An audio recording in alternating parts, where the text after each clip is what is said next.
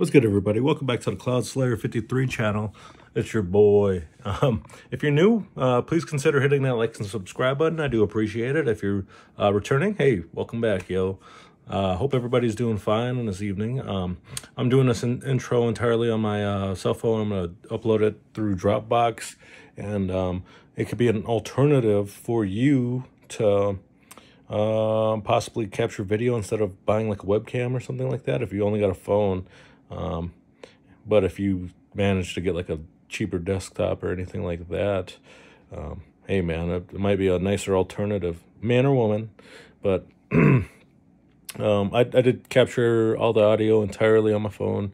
I did not do a video. I'm sorry about that. So this whole thing is going to be videoless, but I am going to upload some gameplay because I got a ton of that saved up. It'll be random clips for my stream.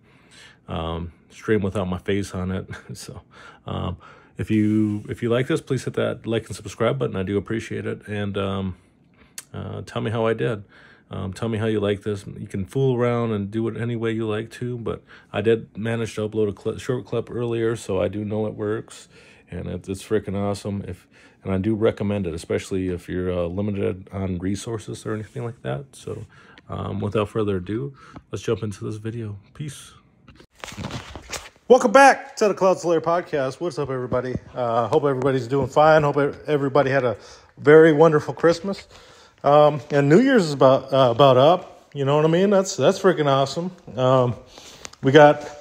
We freed up a little bit of time, but our son's going to be healing up. He had his hernia earlier today, his hernia surgery, put it back in. So, oh man, he's already up and running around. We got to try to force him to stay down so he don't reopen that. But hey, man, he's a wild dude, so you got to keep an eye on him. It's tough, though, you know, when they're energetic.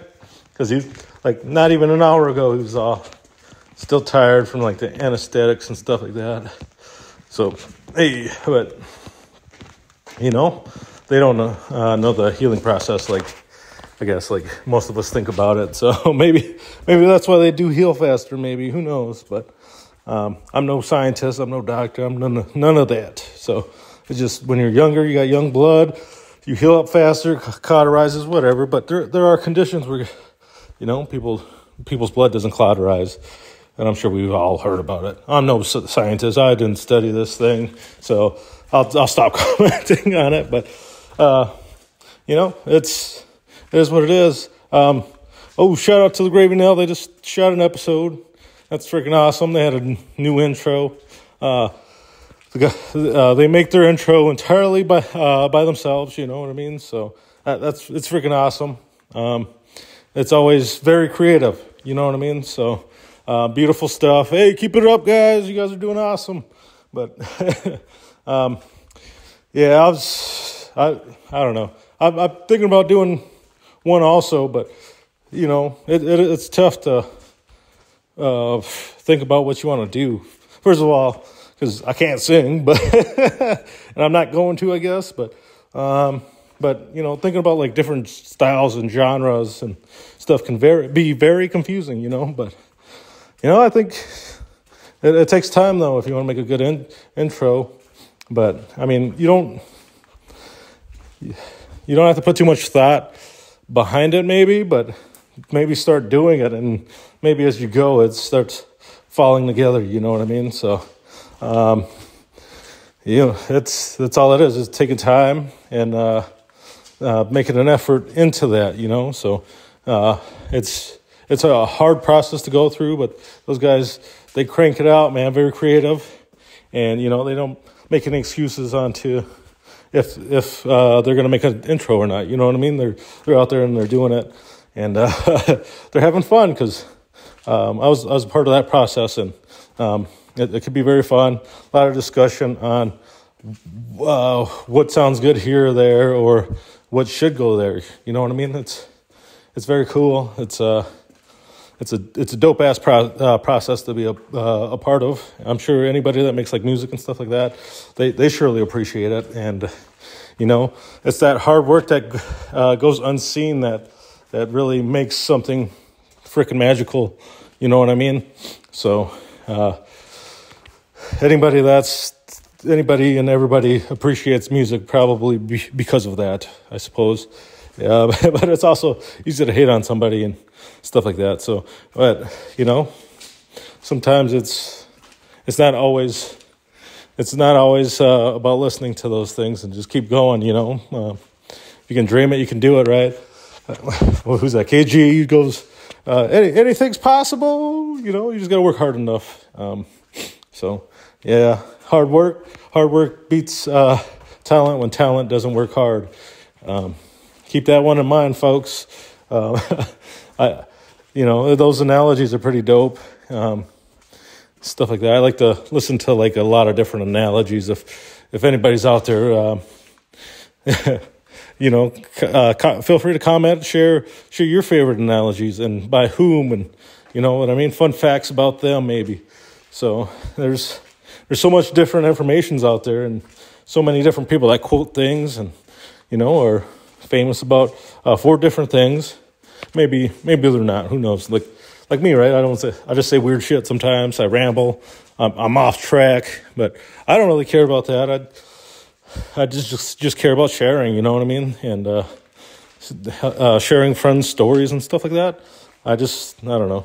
Even though I'm not the best conversationalist, I do enjoy me a good conversation once in a while, I might. But meet some fantastic people. But if you're not like somebody that likes to meet anybody, I guess it's that doesn't matter. That doesn't mean you're a bad person or anything like that. That just means you like your peace and quiet, right? We all enjoy that peace and quiet when we can get it. You know what I mean? If you don't get enough of that, sometimes you're just like, you're almost at like war with yourself. You know what I mean? And you're like, man, why don't you just shut up to the world? You know what I mean? And sometimes you lash out on it. I know I can like be real irritable about something that shouldn't be like, or isn't worth being irritated about. And, you take it out on, somebody that you shouldn't take it out on. You know what I mean? Because sometimes when you're fighting with yourself, it comes out and other people see it. Sometimes they don't, they shouldn't have to understand that because, you're not sharing with them. They don't know. So how are they supposed to know when you're not communicating or something along those lines?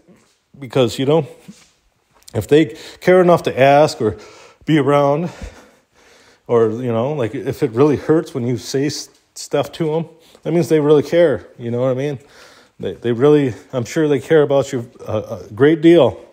And, sometimes that just pushes them away.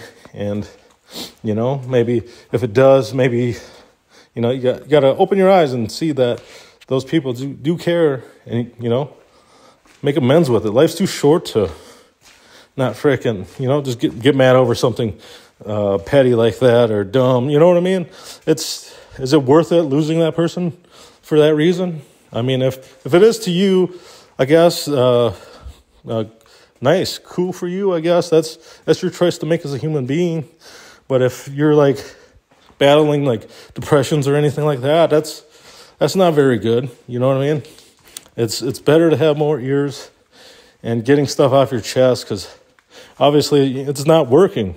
If you're just letting it boil up to a point where you either got to hurt somebody else or you got to hurt yourself. And, mental illness is a real thing. It definitely is. But why make it even harder on yourself? You know what I mean?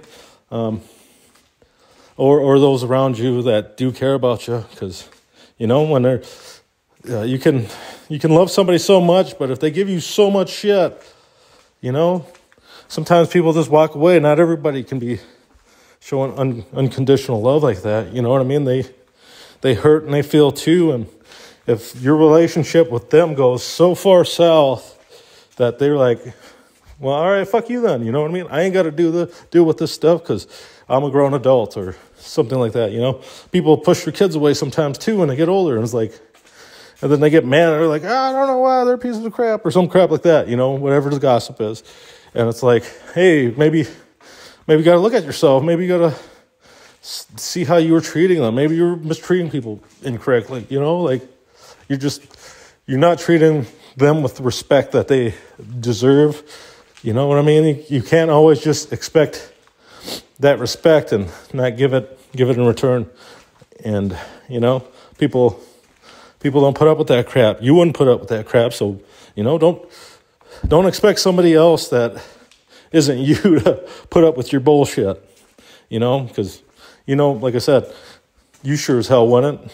So you gotta come to a point where you gotta understand and stuff like that, and stop thinking that you're freaking perfect, because you're not. Nobody's perfect. I'm not perfect. Billy's not perfect. Billy Bob Thornton's not perfect. Freaking God's not perfect. You know what I mean?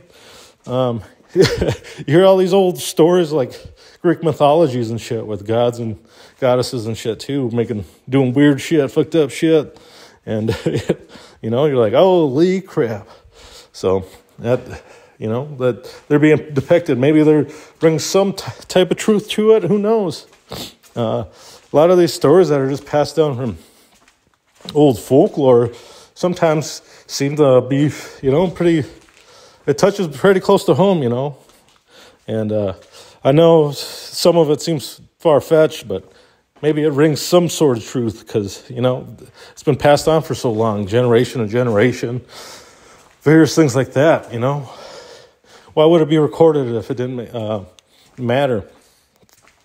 This don't make any sense. So it's just, you got to appreciate those things too. So I know we have weird stories of shapeshifters and stuff. Shifters in Native American cultures. They said the last shapeshifter died back in the 60s, a Native American guy. But there was a story where I can't remember who told me. I think it was my father, but he was talking to some older guy who claimed to be a shapeshifter, but I was or not a shapeshifter, but he claimed that he ran through a fence or some crap like that, and he would claim that maybe he could be a shapeshifter and shit like that, which is where it's who would fall for this story? You know what I mean? But you do come across other cultures and stuff where they talk about shapeshifters and stuff like that. So it's maybe it did exist. Maybe it was an apparition or some shit like that. You know what I mean? Because we our belief system, we have clans and stuff like that, which are just they're spirit animals of bears and shit like that. What if they pass on and because I don't know about anybody else, but I've seen ghosts myself, and I believe in them. You know what I mean? So I may seem crazy, I guess, but I'm sure a lot of people have a lot of those experiences. Touch with Kyle, he had his problems at home, and stuff like that. And if anybody still has any kind of answers for that, please hit it up in the comment section or reach out to me at Travis Cloud on Facebook or at CloudSlayer 53 on the Twitter sphere. On Twitter, guys. But anyways, yeah, they, what if it's just it's an apparition, you know what I mean? Let's say I died, but my spirit animals, the little martins, they look like weasels, not weasels, but kind of like a small squirrel / fox type thing, you know what I mean? But they're called martins, and they, my spirit shapeshifts into that or some shit like that. You know what I mean? Because I don't know, I've seen spirits that look like people and stuff like that, and people see them that that look like people that they've seen in the past or previously. You know what I mean? And what if they see a distant relative, and if it was me, let's say I died and 80 years from now, my son is sitting there with his grandkid, and grandkid sees some funky stuff, and it's me, but I turn into that spirit animal, or whatever animal I was like close to in life or something like that, because you know, like how people like dragons and shit, they might see somebody transform into a dragon or something. Who knows? But you know, like that happens, and then he's like telling my son that, and my son's like, oh my god, like they'll tell the features of the person, and then since you know most of your family probably looks like you anyways, they'll be like, that's my dad. You know what I mean? Some weird shit, because you know, you hear about those things too, where the kids come up with freaking stories of like how they seen so and so, and then like they even get their names sometimes, and then they're like, dude, that's crazy. Oh, your grandma's, your great grandma would have been Dolores, which was my great grandma, and I met her. You know, whatever. I wish you could have met her. You know what I mean? And you start reminiscing and stuff like that. The world is weird like that, right? So it's like, oh man, maybe it's something like along those lines, and whatnot. So, but you know, oh man, I had a few ghost stories myself. Since we just passed with Christmas, you know, I guess we'll talk some ghosts after I already talked about some ghosts, but you know, ghost of Christmas past or some shit. But you know, my parents had this old smoke room. My grandfather, his house was notorious for being, you know, fucked with by like ghosts and stuff.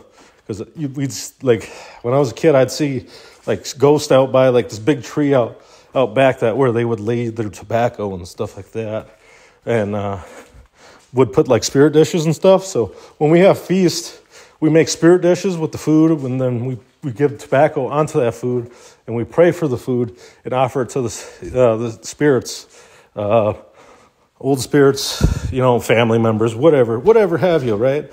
And we lay it out for them, and oh man, late at night, I was outside, I seen them, you know, my parents would be out, their families were always like bullshit and stuff like that, because they'd come around all the time. My grandpa's house was pretty, like the hot spot of the families back then. I'm not going to say why, but I'm just going to say that it was the hot spot, right?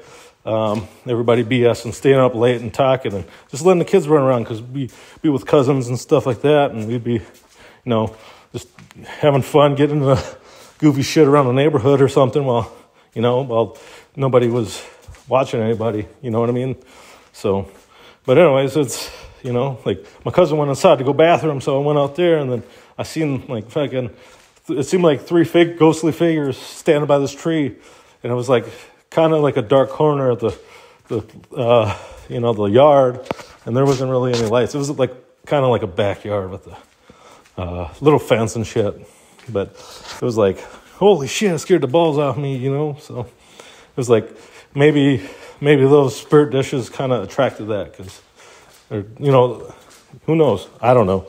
That's, it's some weird stuff, but I was also up in the, up top in the attic, I guess, but upstairs, but I guess it was kind of like an attic, but they built it up into a freaking room, so...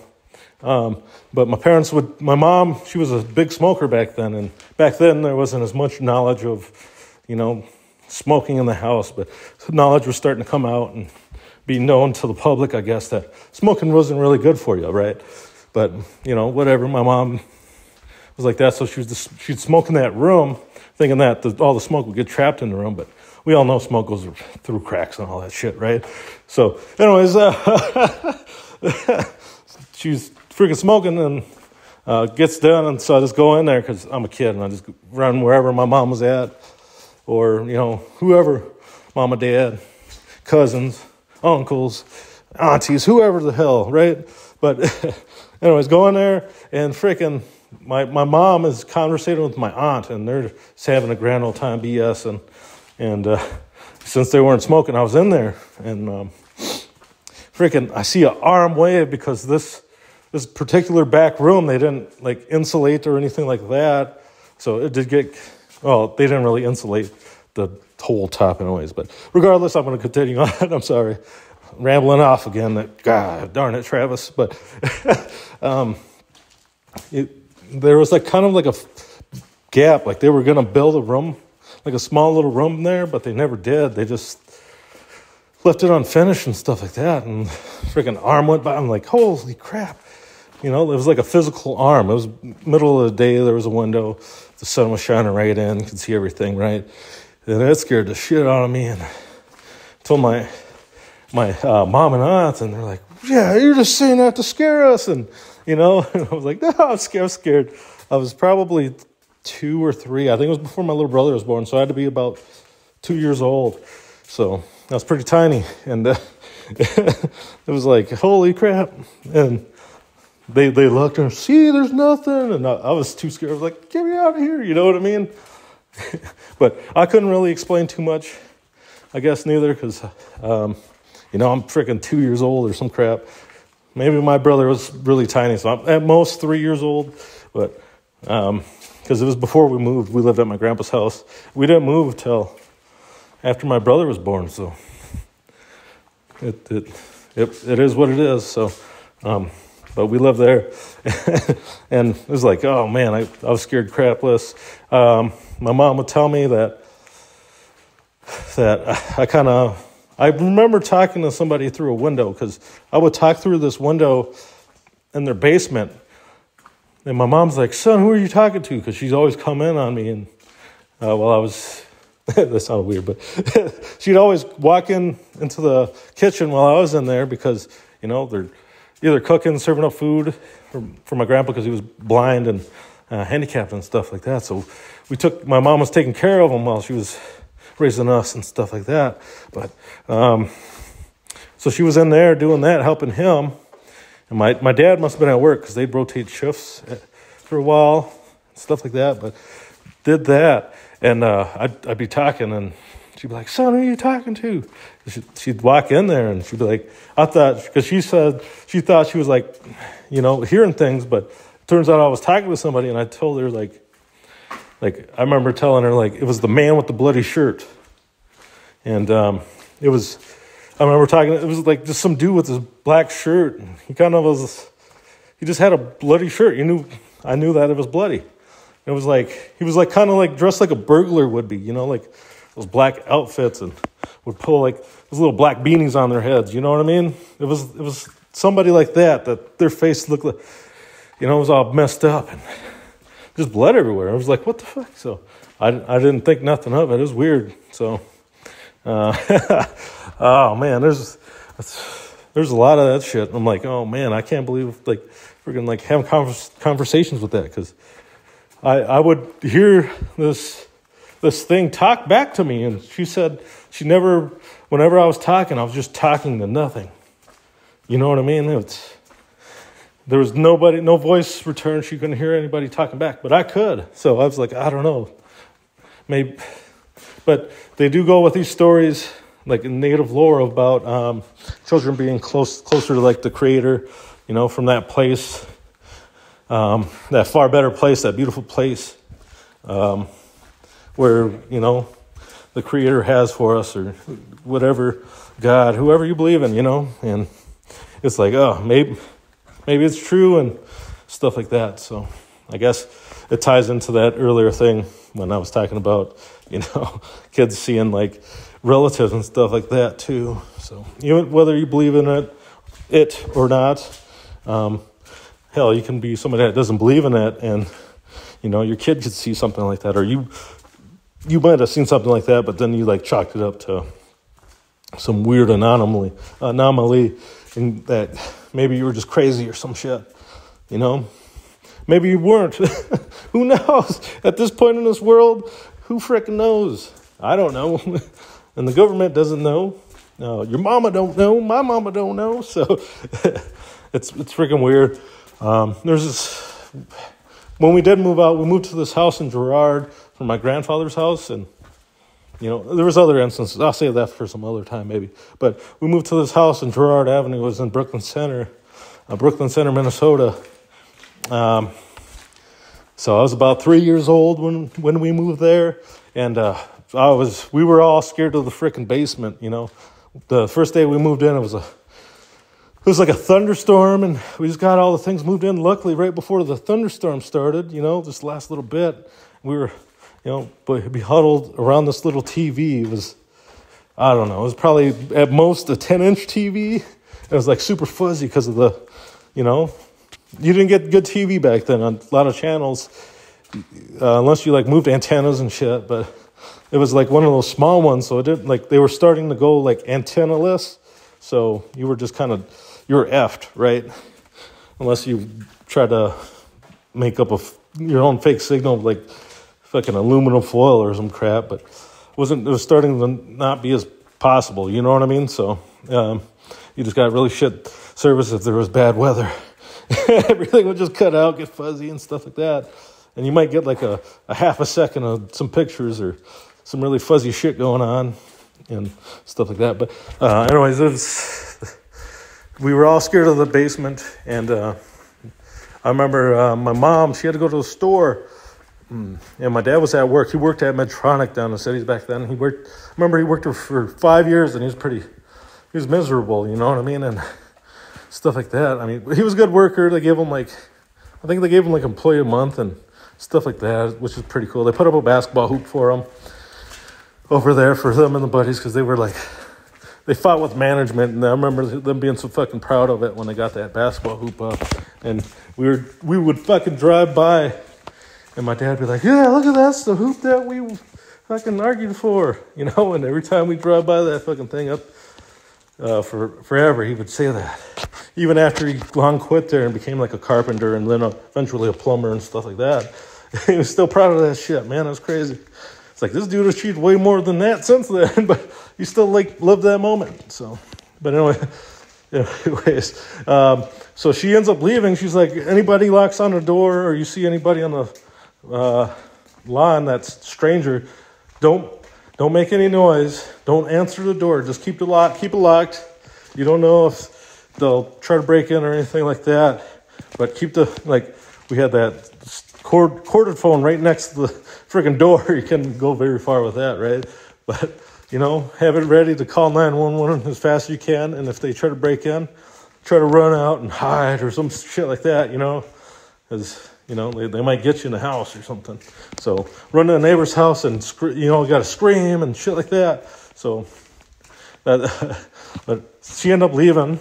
And then I'm in my room, so I'm trying to mess with the TV. I'm just playing with my freaking toys or whatever the hell. She has her baby brother, so there's nothing we can do. He was always sick, too. He was in the hospital a lot. But he was like it is what it is. So she leaves the frickin'. I go to the kitchen because I was going to go get some water. I'd pull the chair up and over. I was probably like 4 years old. So I wasn't quite tall enough, but I pulled the chair over to climb up the thing to get a glass of water. And I just see this big shadowy figure. It was as big as my dad. My dad's 6'3". He was probably like 220 pounds at the time, but I knew it was framed by heart. And when it's from that distance away, it was like, oh, Dad, what are you doing home early? And then I went around the corner to the freaking front door. So you would enter this hallway where on the left, the front door is right there, and to the right would be this door to the basement. It was like a weird design. I can still describe it to this day because I remember running around that fucker, a billion times, right? So I hear that basement door open anyways and then close. I'm like, what are you doing downstairs for, Dad? Dad! And I go there. I didn't think about it then. It was just my heart racing, happy to see my father. But I didn't hear any walking down the stairs, so I thought he was going to pop out and scare me. So I'm like, I open it up. I'm leaning back just in case he tries to scare me, but I don't care because I want to see my dad. And then the lights were off and nobody was there. So I was like, Dad, why'd you go downstairs without the freaking light on? So I turn on the light and I run downstairs. I'm like, Dad, where you at? Quit playing. And then nothing. And then all of a sudden, it's just a big chill in my, the back of my spine, hairs stand up. And I'm like, oh my God. Now I fucked up. So I take off running up the stairs. And, oh man, I could just feel, I felt like some eyes started to stare at me after that. Not after that, but at that time when the chills went down my spine, And Oh, man, that was scary and crap. So ran up, hid in my room, under my blanket, you know, how the blankets protect you and stuff like that. And freaking waited till my mom got home, which wasn't very much longer, very much time after that, because the store was not even a mile away. So she just had to go get some bread and some milk or something for dinner because she was going to prepare dinner. But she didn't want to beg me up, and I didn't want to go, so. Because she never bought me candy, man. You buy kids candy to go with you. Just kidding. But anyways, she was going to wrangle me, and she was like, you're freaking, you got to get ready for school anyways, because, you know, you turn 5, you go, or 4 or 5, whatever that age is, you get like preschool or kindergarten or whatever the hell. And had to be responsible to get myself up and, you know, get ready for school and stuff, which I was, so. It, you know, taught responsibility at a young age. So that's what I did. Always got myself up after that. And, you know, I was like an alarm clock for my little brother. I had to beat him up to get him up. Sorry, Ken, I love you. But, you know, we'd always fight about it. I'd be his alarm clock. But when he got older, you know, he'd wake me up too. So we made sure each other went to school. And we made sure little sister went to school. Got to look out for each other, but you know, still scary and shit. And I told my parents that ghost story too, and they were all freaked out because my mom comes back and I was hiding in my bed and I wouldn't come out because I was so freaking scared. But the backstory of that, we had an uncle named Eugene, and he was a spiritual man. He was like a Native American, like a shaman, if you will. But we call them medicine men. And they also, medicine men, part of their responsibilities is like, you know, if they can, I guess, they have the talent to see apparitions, ghosts, or whatever. They can talk to them and stuff like that. That's weird. The way they describe what they see and stuff like that, you know. But he came through and he ended up getting that spirit to go, and it turned out to be like he was attached to the past freaking people that lived there, past owners' mother. She was very sick and lonely. She was always locked up in her room. So she was like, since she was so lonely, her lonely called upon that being. Don't know if they were human or if they were from a different time period or whatever, you know. I guess he didn't say too much about that, but he just knew that he was called upon and kept this woman company as she laid there lonely and stuff like that. And you know, it's sad, but that like she ended up getting really sick and had to get taken to like the hospital. This thing told him, my uncle Eugene, and he's been waiting there since. He was waiting there since for her to come back so he can keep her company. And just that loneliness, that lonely energy never left. And it sat there and waited for her. Scary shit to think about, you know what I mean? But it's also could be true because I had my boy Control Z on, Kyle. And we talked about those energies, you know, those energies that affect us in good or bad ways. And, you know, they might be being called upon depending on how we feel maybe as well, you know what I mean? So if you're having some problems with some of those things, maybe you got to see what some of the things you've been going through. Who knows? Maybe you called upon something. Whether you believe in that type of stuff or not, but I know a lot of people will tell you and attest to it that they've gone through like similar type shit like that. You know what I mean? It's scary, but it's awesome to know.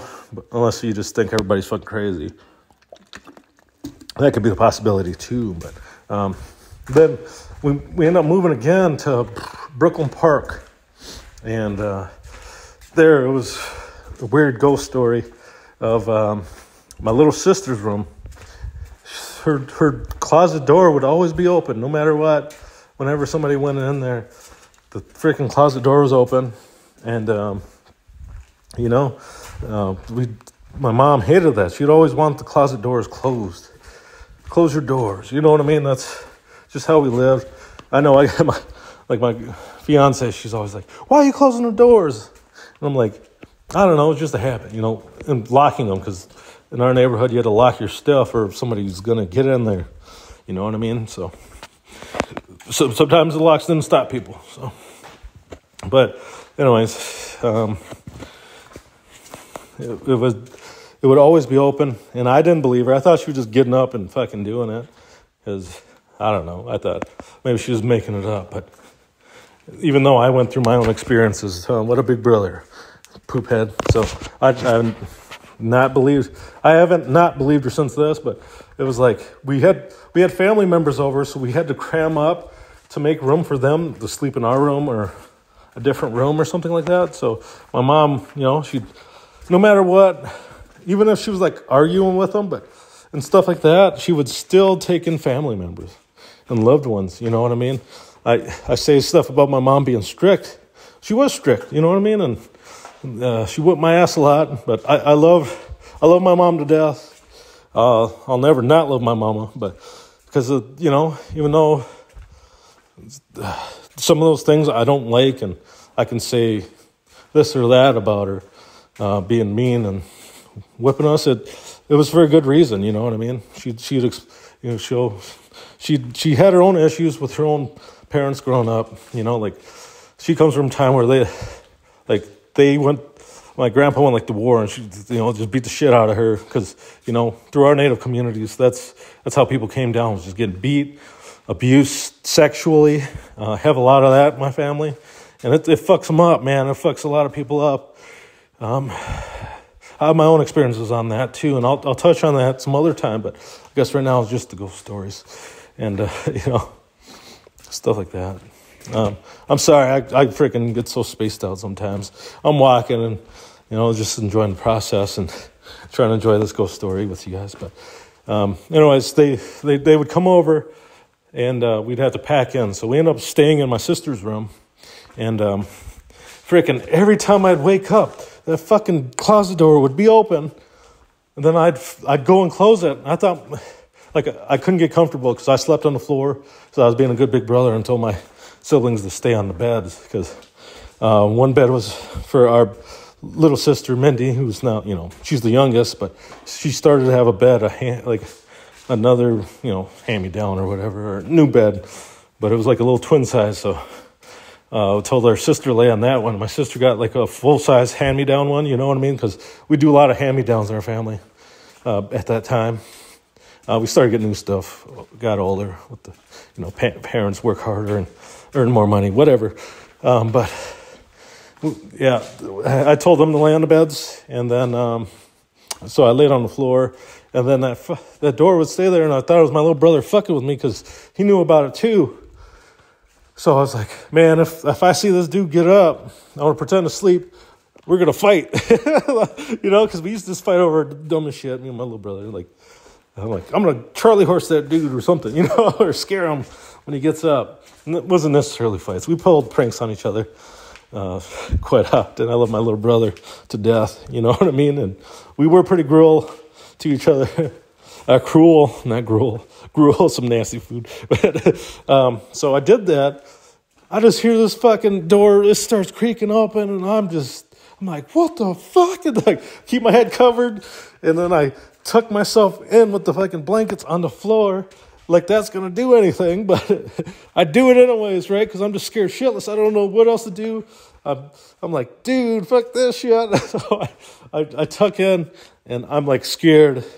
And I'm like, I got to tell everybody what the fuck I saw in the morning. And I'm just sitting there until fucking morning time. I got no sleep because I was so freaking scared.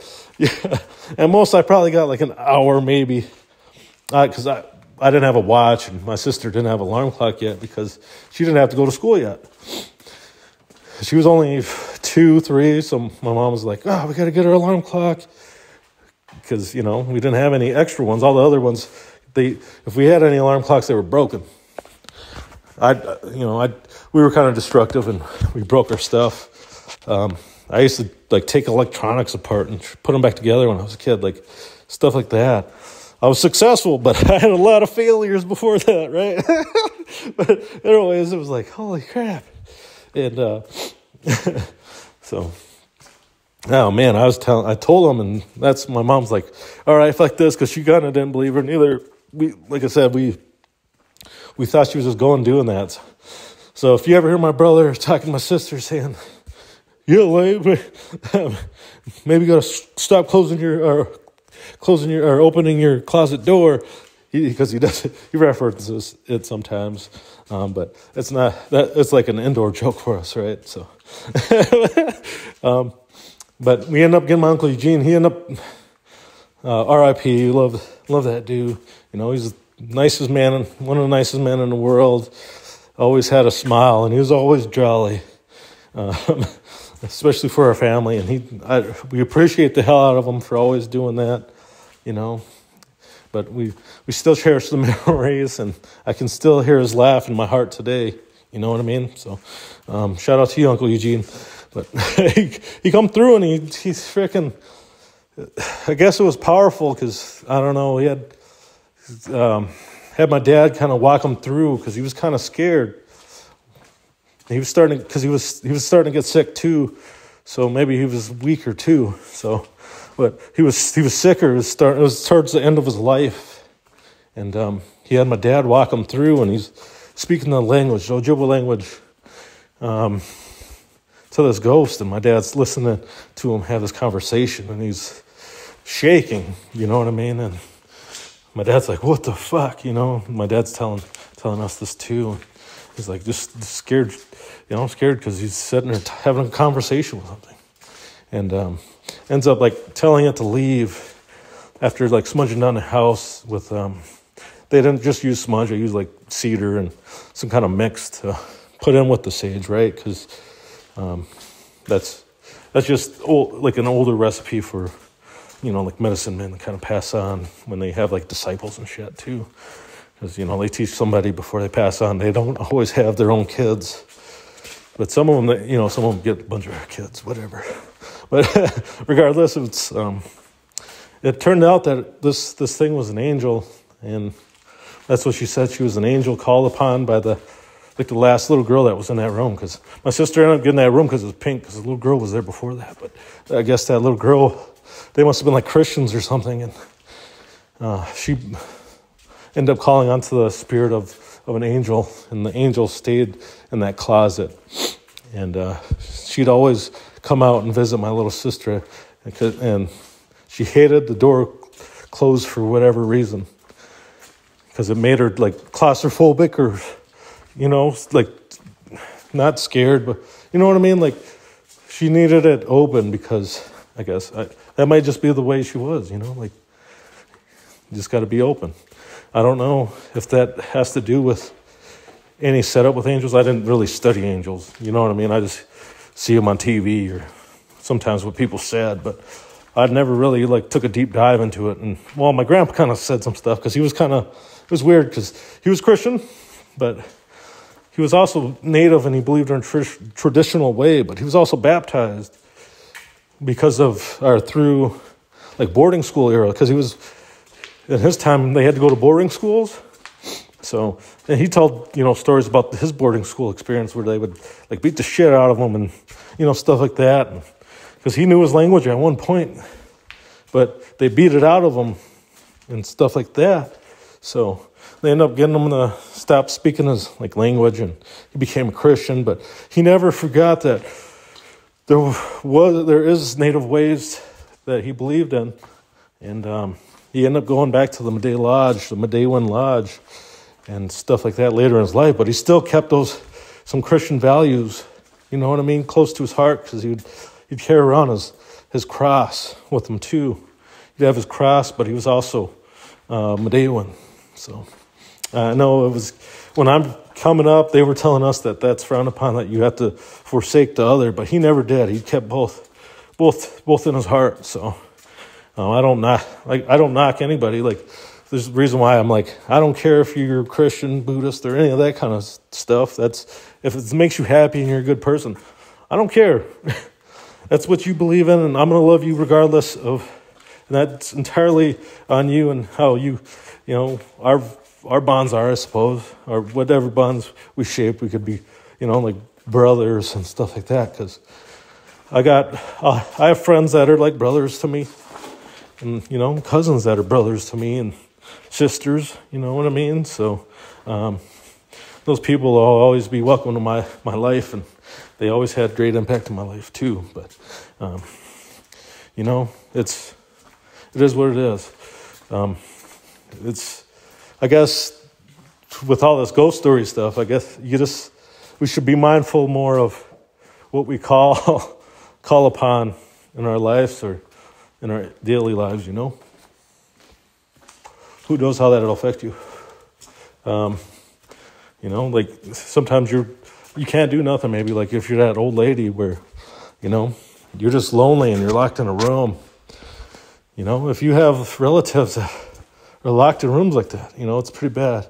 Towards my grandpa's end of his life, he was getting worse, but he came live with us because we tried to have him in a nursing home, but I guess they were they were abusing him. He said, he had his mind was still clear, and this is a couple years before his death, but so we had a room for him, and he would, hey T, because his nickname for me was T, and my brother, he was junior, so because my brother's a junior, my grandpa's a junior, so he was real close with my little brother, and because they're both juniors, and stuff like that. But he'd be in that room, and we'd always just go visit him late. Like I'd stay up late, sometimes till 1 in the morning, 1 or 2 sometimes, and I still had to go to school in the morning.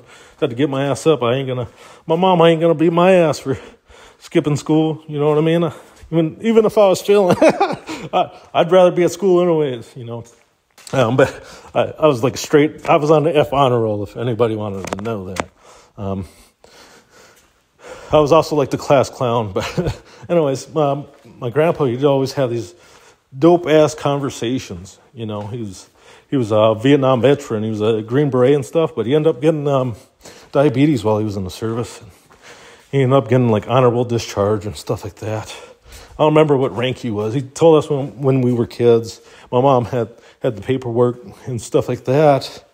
But anyways, he'd tell us all his old war stories of having to kill people and stuff like that, and ask him like, hey grandpa, you ever have to, or papa, because we call him Papa. So anybody that's grandpa is going to be Papa in our family lineage, I guess.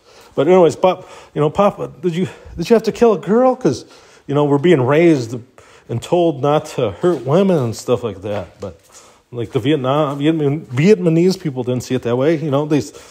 At that time, we were the invaders, so everybody had to fight. Especially if they were in that way, I guess. Or, the bad peoples. So, but he said, yeah, and he told us a story about how they were like attacked at night or some shit. So they ended up killing them. They fended them off and killed them, drove the other forces back or whatever, And he goes, they checked the bodies, and it turned out to be women, stuff like that. So it's like, oh, that's crazy. But you're not supposed to hurt women, Papa. He's like, how the fuck was I supposed to know those were some bitches? They're trying to kill us. When people are trying to kill you, it doesn't matter what age they are. I'm like, but Papa, you ain't supposed to hurt. Me and my brother, Papa, you ain't supposed to hurt girls, though. He's like, you know what? If anybody comes at you with a fucking knife or a gun, you shoot them motherfuckers. You hear me? I don't care what they are. If they're a fucking purple elephant, you shoot that motherfucker dead.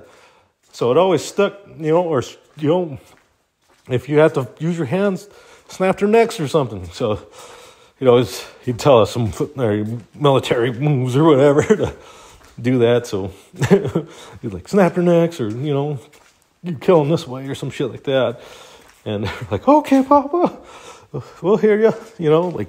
This is valuable shit you're telling us, right? So I've always been swearing my whole life, man. I'm gonna be honest with everybody, but I just, as a kid, the mask kid in school, I'd say like God Flame it and stuff like that. But anyways, you tell us those freaking stories, and he kind of gave us different perspectives, and that, you respect. He said, you don't just not hit women. He's like, you don't hit anybody until they do something to you. Unless if they're trying to threaten you in any way, shape, or form, it doesn't matter. At that time, they're a threat, and they want to hurt you, your brother, your mother, your family, everybody in your family. You don't let anybody hurt your family, friends, or anybody you love and care for. No matter what, you defend it, even if it costs you your life. And it always just stuck with me, you know what I mean? So anybody out there, there's situations, if it unfolded, I'd be there for you and have your back as much as I can. So, but I mean, you never truly know when you're approached with those situations. When abnormal things happen in your normal life, you might not know how to respond. You might get froze, man. I hate to be in like this depression part, but one of the freaky times, like the weirdest shit happening is I am pretty open with my battle with like alcoholism and stuff like that when I was younger, because I'd just be blacking out every fucking night, doing dumb shit, drinking and driving. I'm glad I didn't kill nobody and stuff like that when I was younger, but I did get a DUI for it, but it was dumb shit, and I absolutely hate that person that was in that bottle all the time and blaming everything on everybody. And that's not me. That's not who I'm going to be, and that's who I'm never going to be again, because, it wasn't the alcohol. It was just me being a piece of shit. You know what I mean? So I'm never going to be that person again. I'm stronger than that, and I'm bigger than that. And I'll never revert to that fucking bullshitness, that weak-mindedness, stuff like that. So, but, anyways, we were drinking and stuff like that, and I'd smoke too, so went out to smoke with the buddy, and come back and start drinking again, because we drink, drive, smoke, whatever. So, clarification, when I was younger, smoke the marijuanas. But so he smoked this big blunt. We smoked this blunt. We're driving around town, drinking at the same time, right? Get back, and there's just this lady. I'll just call her Russian lady because she was a Russian lady. But if anybody hears this and that knows the story, they know, right? Because they were there. And this Russian lady, she's like trying to get dick from everybody. Her husband's in prison. And it sounds weird, but her husband was in prison. She's trying to chase dick and asking everybody. And we're rejecting. Like, no, get away from us. We're with, somebody was with somebody, or they were trying to impress some other girl or whatever have you. We're just trying to have a good time, man. Don't kill the mood. How are you going to beg for some wiener, And then she starts, you could tell, she becomes robotic, and she wants it from, a specific person. And he was like, dude, I got to get out of here. She won't leave me the fuck alone. I'm like, bro, you get out of here. She's killing my mood, too. I'm trying to just kick back and drink beer and have fun with my friends, talk shit. But, do what you got to do. So he ends up leaving, but the rest of us keep partying, and she's just getting more. And, she keeps pulling people over and, interrogating them. It was weird, and I'm like, I'm too high for this lady. Leave me alone, you robot. And then she's real depressed. I'm like, dude, we might have to tell her to leave. She keeps doing this, you know what I mean? And she ends up going in the bathroom for a while, and we hear banging. And my one buddy, she's like, Trav, go check that out, because they were kind of chickens, and they're like, they were chickens. And then my cousin is like, he's like, yeah, go check it out, dude. I'm like, fuck you. You come on. You go over there. He's like, fuck dude. I'm like, whatever, dude. I'll go do it then. Fuck it. What if she's hurting herself or some shit? So I go in there. I go knock on the door. I was just going to knock. But they had really shitty doors at these apartments. They were right across from, not the ones right across, but the one kind of down the street on the left side of MDV down there. I can't remember the names of them, Rosebush apartments. I can't remember, but I don't want to say my buddy's name who I was staying with at the time. But if they, a lot of people know who it is, who know me from that time. But anyways, frickin', I tap on the door. And these are some real shit doors, I remind you. And the fucking door just unlatches and is open. And this bitch is slitting her wrist, man. It was blood everywhere. You know how it's some dark blood too, where it's like, you know it's probably a little deeper. You hit like, I don't know, like veins, some weird veins, but it was darker. Trying to cauterize because she was bleeding fast. And so I'm like, what the fuck? So I grab her and she's like screaming. I was going to cut her wrist again. I'm like, what the fuck? So I grab her, I get her in like the full Nelson, but I secure her arm with the fucking, the utensil that she was using to cut her wrist. And it turned out it was only, you know, like the eyebrow shaver thing. So she was like, really had to dig in to fucking cut her wrist on that shit. But I do that and I wrestle that shit away. And there's this, like, she starts screaming. The kid starts, you know, she had a kid there. My buddy had a kid. She didn't drink as much, but she, you know, hang out, let us drink, whatever, because we didn't, you know. But he was like he's like my nephew in ways, but, you know, he is my nephew. I love that dude. But I have love for them all, and I have respect for them all, and I appreciate everything those, you know, people had done for me up, you know, till then in my life too, or even, you know, further beyond, whatever. But it was like, holy shit. They start screaming, like, what do we do? I'm like, get the kids out of here. But first of all, they call the fucking cops. You know, like, what the hell else are you supposed to do? You know, like, they froze up. It was like, oh man, because I thought that's how I might be if I seen like stuff like that. But I wasn't, you know. I was like, fuck, I just reacted. The first thing thought in my mind was, get that out of her hand and restrain her and call the cops. So we told them to call the cops. The cops end up getting there, like, seemed like forever, but it's different when you're trying to wrestle this person and stop them from trying to harm themselves, you know what I mean?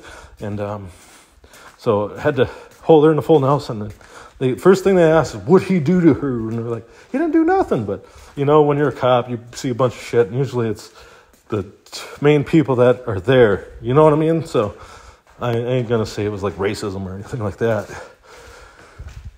because she was white and I'm brown, but you know what I mean? It wasn't that. That was just usually when people are there and they're the main ones involved. It's you know, they get very limited information going and responding to those things. So it sucks ass to be a cop. You know, you don't know their perspective. So I'd recommend easing up on them because they're already on. Everybody's a threat when they step on a scene. You know, if you're a cop, you just want to go home too. You don't want nothing to fucking happen to you. You got family, you know what I mean? You got friends, you got loved ones, dude. You know what I mean? So we've got to be understanding, because fucking cops are humans too. I mean, yeah, some, like, there's dicks and stuff like that. I've come across dick cops, like just straight assholes, you know what I mean? But not all of them are like that, you know. There's a ton of them that are good. I had one being an asshole once, and, you know, apologized because he knew he was wrong the next day. He just had a stressful day, which is understandable. You know what I mean? We all have stressful days, but regardless of who you are, you should try to treat each other with respect until that's broken, I guess.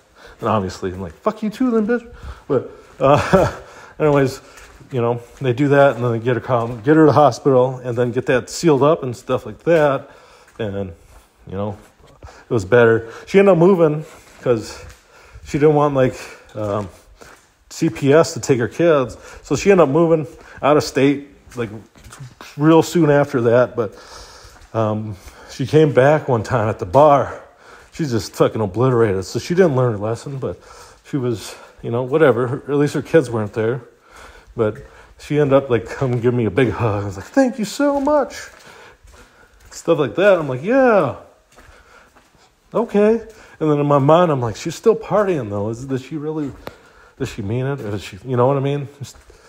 But regardless, it felt good. Like, yeah, man, I helped this person out, at least a little bit. But the rest is on them, whether you helped them or not. You know, I was still fucking drinking too, so, you know what I mean? I'm still getting sloshed. So I wasn't in no position to judge nobody. Not one bit. So that's why I don't judge people nowadays. So I understand that people have are from different walks of life and have had different things happen to them. So, I heard a lot of stories. I've seen a lot of things. I've seen a lot of things were happening while they were becoming stories, I guess you could say. So, it is what it is. If somebody's going to judge you, they need to, dig in and just understand. Understand, like, even if something never happened to you, it doesn't mean it's never happened. Chances are it happened to somebody else. You just don't know it. You haven't seen it yet. You haven't experienced it yet. So, you know what I mean? You just got to be mindful. And, not everybody's story is a fucking BS story. There are BS stories out there, though.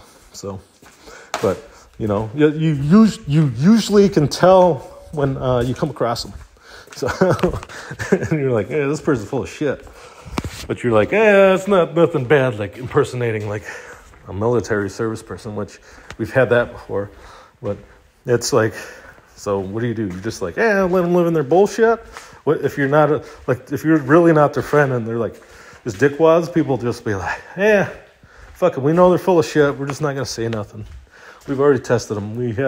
Especially if you had like military family members and you quiz them or you talk to them about it and they're like, man, that's bullshit because this is really how it goes or something, and then you're like, oh yeah, this person's just a fraud because my uncle said that I told him exactly this or whatever. And when you're as articulate when you're in high school, you're able to obviously say those things and repeat and regurgitate things a lot more because you're starting to get into that groove of adulthood where things start sinking in, right? That's when things started making sense to me. They did in middle school and stuff to an extent, but not like it was in high school, right? So, but anyways, it's what do you do at those points? But anyways, I think I've talked a lot, man. Holy buckets! But I do appreciate everybody tuning in. Please hit that follow button if you liked it. Hit that subscribe button if you're on YouTube. If you made it this far, anyways. So hey, if you're a returning listener, hey, welcome back. If you're brand new, hey, thank you. I appreciate the listen. Please consider listening to more. And there's for sure more podcasts to come. Like I said, still trying to get some schedules right. Haven't had a good schedule lately because I ain't trying to make no excuses. So things just came up. Like I said, just got my son's hernia surgery out of the way, and we've been battling sicknesses around our group of friends lately. So if somebody's sick, understand, that shit's going around, especially with the cold weather. But I do appreciate it, everybody, and I hope everybody has a great night, and peace.